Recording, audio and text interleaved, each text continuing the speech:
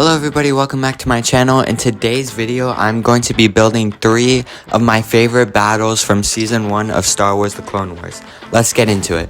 The first battle that I'm going to start building is the Battle of Christophsis. For many of my long-time subscribers, you will remember that I built a large 2x5 large gray base plate mock of Christophsis. So if you'd like to see that, there's an info card in the top right corner. You can click on that to go watch the series of that. Seeing that I build a large scale battle of Christophsis, I now have the knowledge of what I should build, as well as some things that I didn't include in the last mock that I could include this time.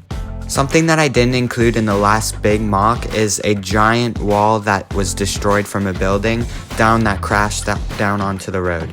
I'm adding little pieces of debris as well as some battle damage onto the road that I didn't include in my last mock.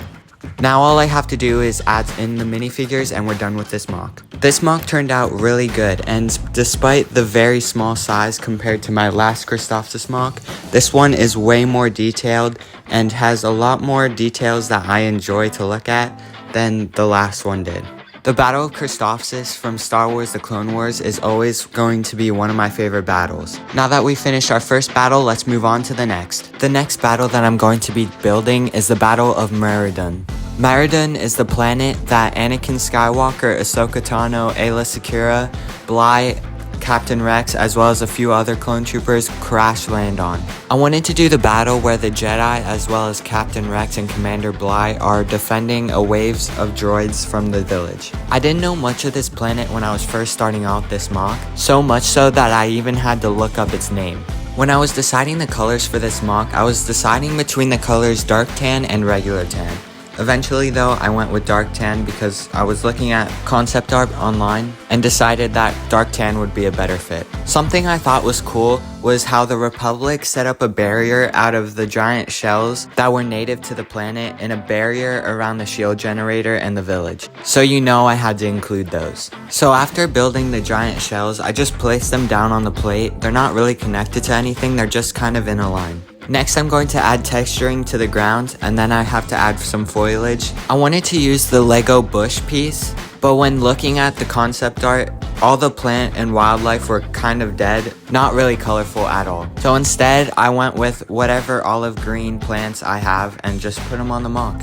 Now all I have to do is add in the minifigures, and then I'm also going to be building a small shield generator because that was a pretty big part of the mock. I'm really happy with how this mock turned out.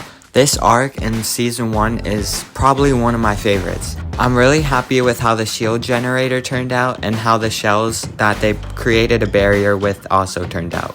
Now let's move on to the last and final build. My last build is the last battles as well as the last arc in the entire season. I'm building the Battle of Ryloth. When I was deciding what I wanted to build for ryloth, I was very conflicted. Originally, I wanted to do something with the 212th Attack Battalion and their front of the attack on ryloth.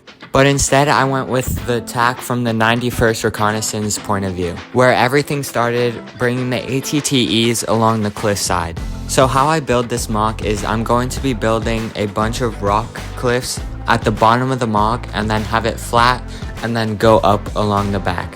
This will hopefully make it look like it's only a cliff and the mountain goes up as well as continues going down. Now I'm going to be continuing on building up the mountain in the back.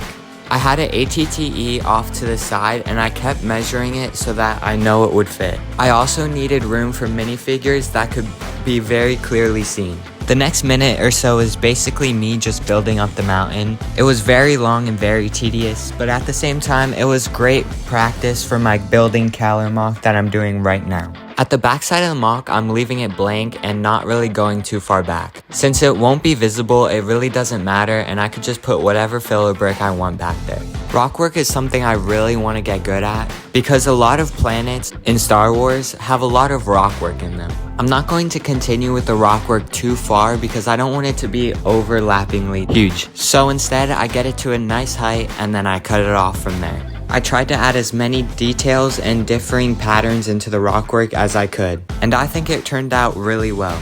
Then, after I'm done with all of the rockwork, all I have to do is add in the ATTE and add some battle damage as well as some minifigures.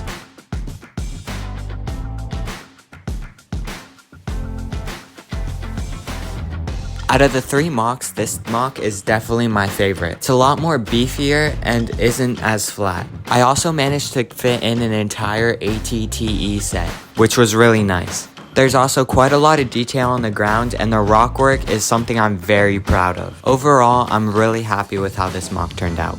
Overall, I'm really happy with how these mocks turned out from season 1. If you guys want to see more of this series, then subscribe and leave a comment down below.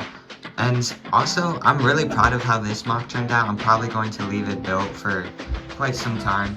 So that's going to round out this video. If you guys enjoyed this video, leave a like, subscribe, and I'll see you all in the next video.